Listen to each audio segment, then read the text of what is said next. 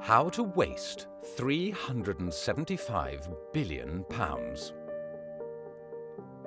In the years following the financial crisis, the UK wasted £375 billion on a failed scheme to stimulate the economy and end the recession. This was one of the biggest missed opportunities in history. Here's how it happened. In 2009, the government wanted to get more money into the economy to start a recovery. Now, there are two ways to get more money into the economy. The usual way is to get banks to make more loans. Every loan a bank makes creates brand new money. So when people borrow more money is created. But there was just one problem. In 2009, banks weren't lending. They were terrified that their existing loans wouldn't be repaid, so they weren't willing to make new ones. So, if banks aren't creating enough money, the Bank of England can step in to create money instead. As Mervyn King, then Governor of the Bank of England, explained, "A damaged banking system means that today banks aren't creating enough money. We have to do it for them." From 2009, the Bank of England started a scheme called Quantitative Easing. They electronically created £375 billion of new money to stimulate the economy. That's nearly £6,000 for every man, woman and child in the UK. But instead of giving this money to the government or even to ordinary people, the Bank of England put this £375 billion straight into the financial markets. By flooding the markets with newly created money, it pushed up share prices by 20%. The big idea was that people who owned shares would feel wealthier and would then go out into the economy and spend more. The money would trickle down, and eventually everyone would end up better off. But most people don't own many shares. In fact, 40% of the stock market is owned by just the wealthiest 5% of the population. These people became richer by £128,000 per household. But they didn't go out and spend more. Instead, they put even more money into the financial markets to benefit from rising prices. So quantitative easing didn't work. For every £1 the Bank of England created in this way, just 8p trickled down into the real economy.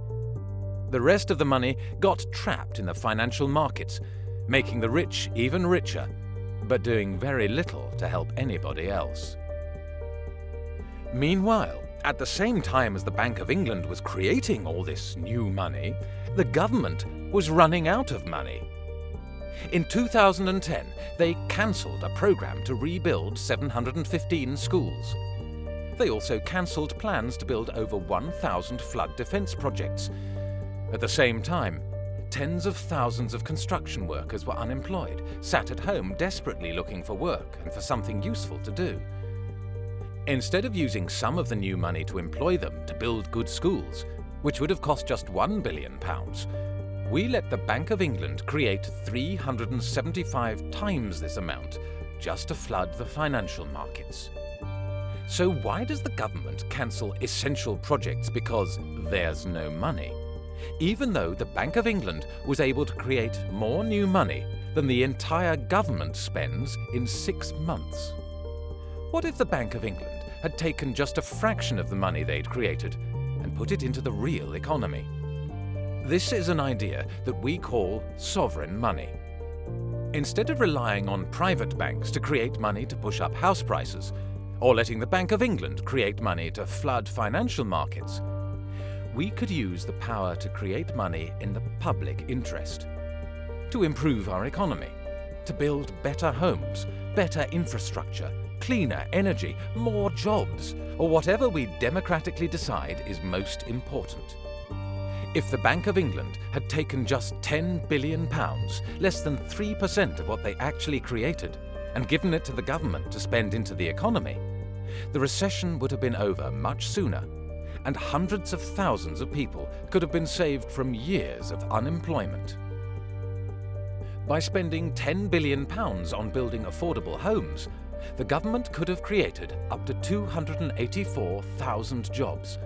And as those new employees go out and spend their salaries, this would create even more spending and more jobs. So when new money goes into financial markets through quantitative easing, it takes £1 to grow the economy by just 8 pence. But when new money goes into the real economy, then every £1 created grows the economy by £2.80. There is a better way to use the power to create money. Instead of using it to prop up financial markets or push up house prices, we can make sure the power to create money is used for something that benefits ordinary people. We're campaigning for a financial system that works for society and not against it. Join us at positivemoney.org.